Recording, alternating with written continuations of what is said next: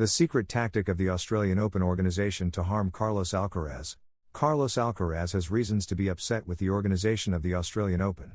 The world number one will play for the third consecutive day in the morning session his fourth round match of the tournament against Tommy Paul, in a move that many consider a wear and tear strategy against the player from Murcia. The extreme heat being experienced these days at Melbourne Park almost ended Jannik Sinner's run, and in the case of the Spaniard, the demands caused by the weather conditions are also wearing him down, with temperatures that have reached 38 degrees in some cases. Without going any further, the weather forecast points to this temperature for matches next Tuesday. Normally, the best players on the circuit usually play their matches in the afternoon or evening sessions, but this Australian Open is proving to be completely atypical for Alcaraz, who only avoided sun exposure on the opening day by beating Adam Walton. In the fourth round, the organization repeated the trick against the Spaniard to give the evening session to local idol Alex de Minaur. The underhand tactic of the Australian Open organization to harm Carlos Alcaraz. Alcaraz is almost always playing in the morning session, something completely atypical for a world number one. Tommy Paul, the threat to Alcaraz at the Australian Open, relaxes at his mother's farm. Carlos Alcaraz has reasons to be upset with the organization of the Australian Open. The world number one will play for the third consecutive day in the morning session his fourth round match of the tournament against Tommy Paul, in a move that many consider a wear and tear strategy against the player from Murcia.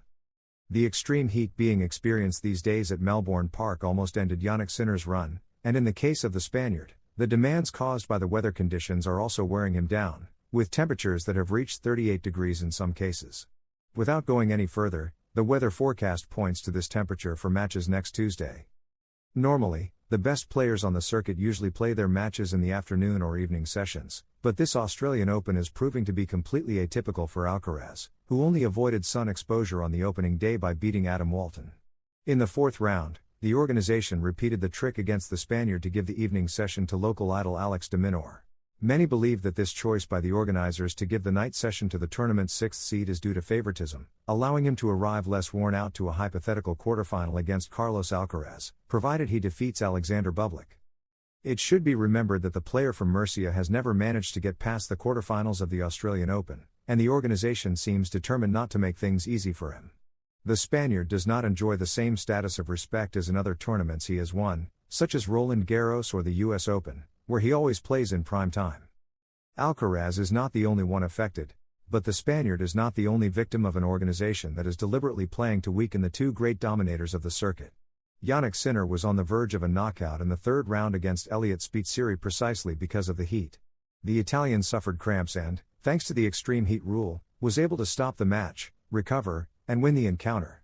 While the reigning champion struggled with the extreme weather conditions, the Australian Open was busy protecting the chances of Novak Djokovic, who would meet Sinner in the semi-finals. The 10-time winner of the tournament has shown himself to be several levels below his rival in their most recent meetings, but perhaps fatigue could level the playing field. The fact is that the Australian Open organization is not going to make things easy for the two great dominators of the circuit in its quest to change the balance of power in world tennis. Alcaraz and Sinner have shared all the Grand Slam titles since Djokovic won the 2023 US Open. Precisely, the Serb could be the great beneficiary. They are still waiting in Australia for him to play in a daytime session. Alcaraz explodes at his team against Mute. "I'm not going to run for the next one, I'm tired of going to the net, it's been 55 times. We're going to have fun," Carlos Alcaraz predicted when he learned that he would face the left-handed Frenchman Corentin Moutet in the third round of the Australian Open. It was his first match against this opponent, but he knows his tricks well, positive when his racket produces magic, negative when his more unruly side comes out with umpires, players or even spectators. The Frenchman chose to emphasize his showman side with fantasy tennis, with impossible shots, improvising on the fly far from the general standard. A touch-based tennis that Alcaraz loves, surely the player with the most ingenuity and technical resources at the moment, with the added ability to also dictate play with his high ball speed and powerful hitting, something Corentin Moutet lacks. Alcaraz and Moutet had fun and offered 2 hours of pure spectacle to tennis fans. The world number one won 6-2, 6-4 and 6-1, running quite a lot because drop shots and lobs followed one another. He is usually the one who resorts most to this art, but Moutet, due to his conditions and vocation, surpassed him in this regard, an exception on the circuit. Carlos Alcaraz summed it up very well before leaving the center court, in his interview with former champion and now American commentator Jim Courier. "At the end of the third set I told my team I'm not going to run for the next drop shot. I was tired of going to the net. I looked at the scoreboard and saw that I had been at the net 55 times, the Spaniard explained with a smile, provoking general laughter. It wasn't an easy match, although we both enjoyed ourselves. I came to think we were in a drop shot competition, which he definitely won, said a satisfied Alcaraz after reaching the round of 16, where he will face the American Tommy Paul next Sunday. Paul eliminated Alejandro Davidovich, who retired due to physical problems after losing the first 2 sets 6-1. Carlos is always a huge challenge. Carlos Alcaraz's next opponent gives in to him. Tommy Paul, the American tennis player and frequent rival of Carlitos, has praised the world number 1 after learning he will face him in the round of 16. You can't make many mistakes. Carlos Alcaraz is already in the round of 16 of the Australian Open. The Mercian tennis player gave no chance to his rival, the Frenchman Corentin Moutet, and wrapped up the match in 3 sets, 6-2, 6-4, 6-1. Carlitos produced multiple flashes of his great game in a match that he had already warned would be fun to watch in the previous press conference. However, the Frenchman's game tested the world number 1's patience due to the many drop shots that made him run more than he would have liked. I was tired of going to the net. I looked at the screen and thought, my goodness, I've been at the net like 55 times. It was complicated. I thought we were in a drop shot competition and he definitely won, Alcaraz confessed after the third round match. Now, with 3 victories accumulated in the first Grand Slam of the year, Carlos will face a frequent rival, Tommy Paul. The American has played Alcaraz up to 6 times, with a positive record for the Spaniard of 6 wins to 1. In addition, the world number 20 has stressed that he will not make changes to his game to face the player from El Palmar. Not really. We set a game plan that seemed like the right one against him. You can't make many mistakes. For me, the game plan is about execution, honestly, the American concluded. For his part, Carlitos praised Paul and assured that he knows what I have to do against him. A great player. I'll have to play my best tennis to beat him. I'm ready to suffer against him, because I know there will be moments when he takes the initiative at important times, Alcaraz said to the Australian Open microphones. Alcaraz explodes at the Australian Open. From night to day. From the debut on Sunday to starting again on Wednesday. An unusual beginning for a star of the level of Carlos Alcaraz in a Grand Slam, but one that is in line with the new times, with tournaments gaining more weekend days. An economic goldmine, due to ticket sales and television rights. The Spaniard had to deal with the new playing conditions, with a livelier ball because of the sun and the 30 degrees Celsius heat at 2 in the afternoon at Melbourne Park. These are the conditions he likes the most, but at the sporting level of the Mercian, every slight sensation matters. Details are fundamental. And 3 days after his debut, he needed to adapt to a more slowed-down start to play. That is what a title contender needs, especially at the start of the season. Only his second official match of the year. It was a pot of gold for Carlos Alcaraz. The suffering was worth it. Yes, he struggled for more than an hour, but he exploded at just the right moment. The moment of the greats. At the important point, the belief and quality of the world number 1, champion of 6 Grand Slam titles, who wants to make history at 22 by winning the Australian Open, becoming the youngest player to hold all 4 majors in his trophy cabinet. The leader of the rankings had to react to the bold challenge posed by world number 102, the veteran German Yannick Hanfmann, who played one of the best matches of his career. With his determination, he forced Alcaraz to explode, to finally free himself and win 7-6, 7-4, 6-3 and 6-2 in 2H44. Through to the third round, on Friday against the Frenchman Corentin Moutet, who eliminated the American Michael Jung 3-6, 6-1, 6-3, 2-0 before retirement. With tighter tennis, because the 78 minutes of the opening set demanded it. Alcaraz found himself behind, 1-3, against an inspired Hanfmann. Aggressive, hitting hard with serve and forehand. Flat shots, making the ball fly.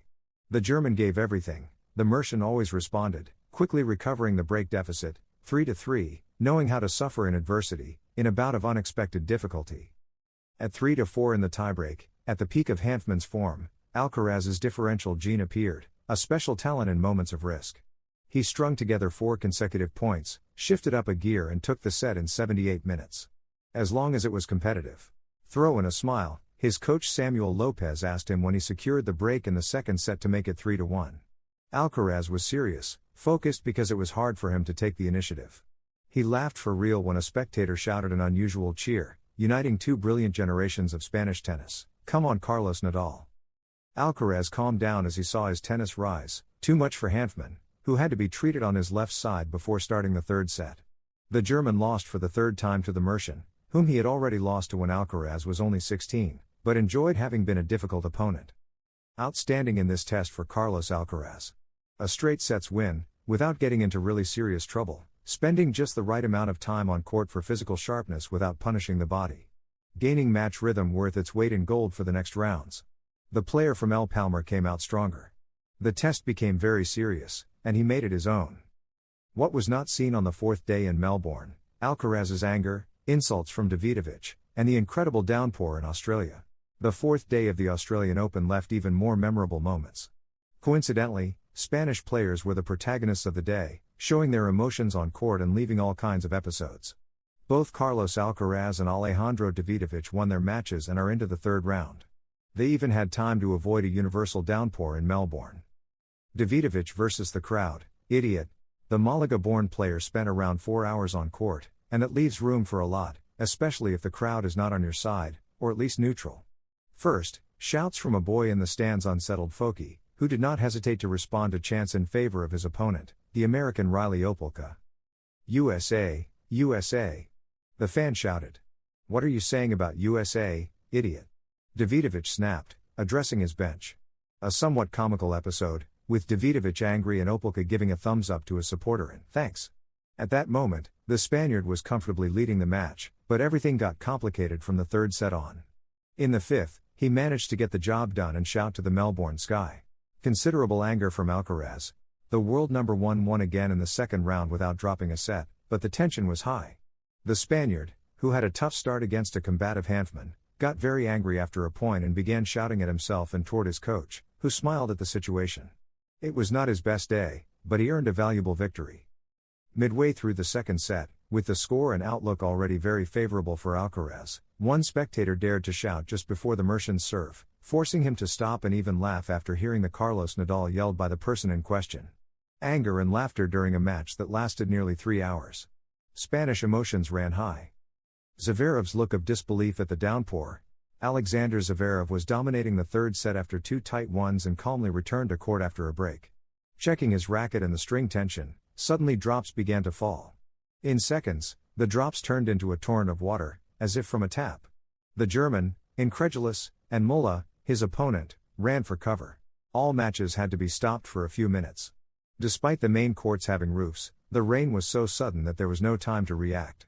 So far, the weather has been behaving well in an area where a storm can appear at any moment. Hopefully it stays that way in the coming days. All the protagonists, Alcaraz, Davidovich, and Zverev, are through to the next round and continue their journey at the Australian Open. Now they will have a day off before returning to action next Friday.